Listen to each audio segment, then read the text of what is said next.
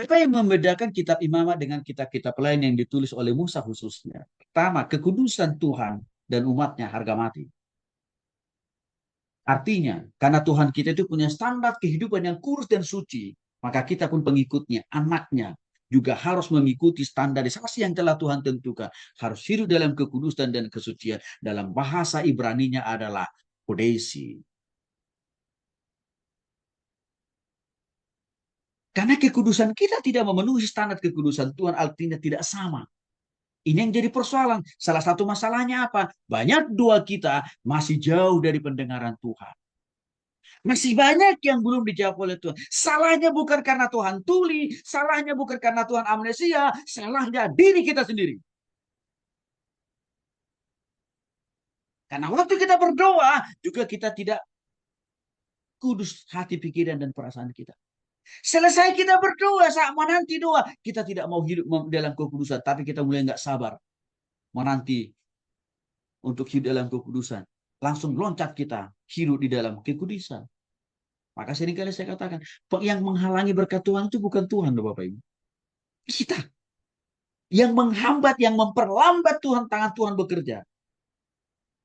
Bukan Tuhan yang suka lelet. Bukan kita. Tidak memakai standar kehidupan yang kudus di hati, pikiran, perasaan, tindakan, dan perbuatan. Yang kedua, cara, prosedur mempersembahkan korban, persembahan kepada Tuhan juga diatur secara khusus dalam kitab Imamat. Sedangkan di kitab Kejadian, Keluaran, Bilangan, Ulangan nggak banyak diatur itu. Dan bagaimana cara mengakui dosa di hadapan Tuhan dengan mempersembahkan korban penghapus dosa. Dan pentingnya darah sebagai alat, sarana, penyambung ya untuk menghapus dosa manusia di hadapan Tuhan. Nah, sebenarnya kita bersyukur di era perjanjian baru, di era modern sekarang. Kita tidak perlu harus capek-capek pulang pergi setiap hari. Beli kambing dan domba untuk menghapus dosa kita. Nggak perlu kan Bapak Ibu? Karena itu sudah disempurnakan dengan pengorbanan darah Yesus Kristus.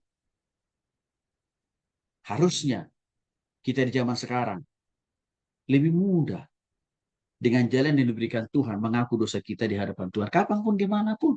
Dalam situasi apapun juga. Jadi prinsip kurban penghapus dosa itu banyak diajarkan dalam kitab Imamat yang disempurnakan, diperluas pemaknaannya, pemahamannya, penggunaannya dalam perjanjian baru dengan mengaku dosa di hati, pikiran, perasaan, tindakan, dan perbuatan. Ciri yang ketiga, kita boleh diberikan informasi yang akurat tentang syarat termasuk tugas seorang pendeta atau seorang imam. Tidak boleh sembarangan. Tidak boleh asal-asalan. Artinya Bapak, jadi hamba Tuhan, jadi pendeta, jadi pelayan Tuhan. Bukan karena suka-suka gue. Bukan karena suka-sukaku Tuhan. Bukan. Tapi karena suka kesukaannya Tuhan. Jadi hamba Tuhan Bapak Ibu. Bukan karena pelarian. Bukan karena nganggur di tempat lain. Maka kita jadi hamba Tuhan. Bukan. Tapi karena pilihan Tuhan. Saya menyadari betul. Saya itu jadi hamba Tuhan. Bukan karena pilihan saya. Bukan karena keinginan saya. Tapi memang karena pilihan Tuhan dan ketetapan Tuhan. Mengapa? Karena dari dulu saya sangat tidak tertarik jadi hamba Tuhan. Saya lebih tertarik jadi pengusaha. Maka saya ambil fakultas ekonomi. Tapi Tuhan lebih punya otoritas untuk memilih saya, menetapkan saya harus jadi hamba Tuhan. Dan waktu saya tekan kontrak dengan Tuhan, 27 tahun yang lalu, saya tetap konsisten dan komitmen di dalam menjalani panggilan dan pilihan dari Tuhan itu. Jadi hamba Tuhan. Walaupun banyak masalah, banyak persoalan, banyak pergumulan, banyak tantangan, sebanyak itu juga rintangan yang kami alami.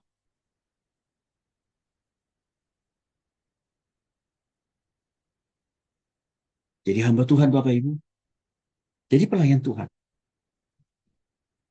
memiliki standarisasi, kriteria, yang lebih tinggi dibanding daripada jemaat. Mengapa? Karena kita ini perpanjangan tangan Tuhan, bahkan bisa dikatakan penyambung lidah Tuhan kita ini.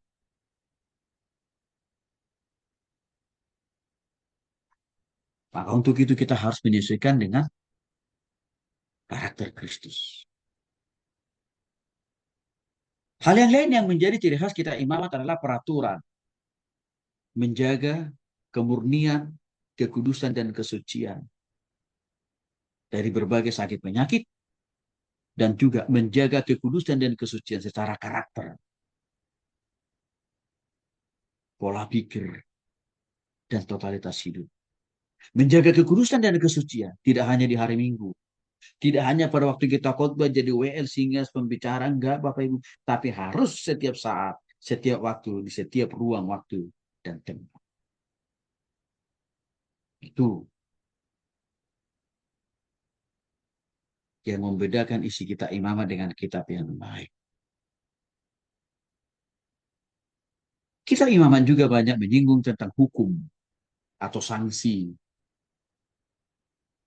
ya, akibat tindakan-tindakan yang masih terus dilakukan oleh manusia itu sendiri. Saya sudah singgung tadi Bapak Ibu. Aturan dalam membangun rumah tangga jelas. Mertua nggak boleh mengambil menantu jadi istri kedua, ketiga, keempat. Anak nggak boleh mengambil istri bapaknya jadi istrinya. Pernikahan, incest, yang masih ada hubungan kekerabatan, persaudaraan, hubungan darah, itu nggak boleh.